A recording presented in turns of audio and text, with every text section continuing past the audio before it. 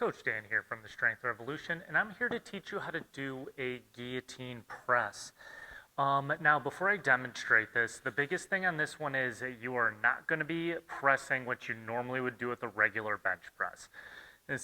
Basically, this puts you in a little bit more of a compromised position, which leads to a higher risk of injury or potential failure. So it's one of those, make sure you're doing an appropriate weight, and if you've never done one, I recommend starting with a barbell and then working your way up from there.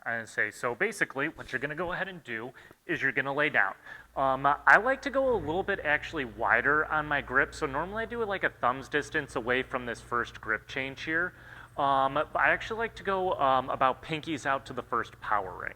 So the first thing you're gonna go ahead and do is pick that bar up and off, and the next thing you're gonna do is you're actually gonna flare your elbows out. Now, you don't wanna make sure you're shrugging, so it's like flare the elbows out and keep the shoulders basically down.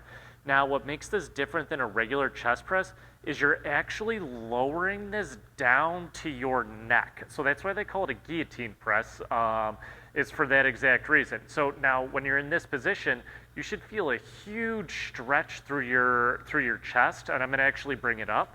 And a couple other things you're gonna notice when I did this as well, you can see how I kept my elbows out, versus keeping them in on your regular press. So you're gonna, like I said, keep those elbows flared. You're trying to bring that bar down to the chest, and then you're bringing it back up.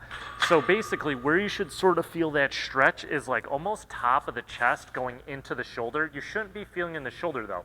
It should all be like right in here on the chest. So let me go ahead and show you one more time. So again, wider grip, bringing it up, flaring those elbows out, lowering that bar down to that neck, and then pressing it back up. I do even recommend holding it at the bottom for a second so you can feel that stretch before pressing it back up. But this is how you do your guillotine press.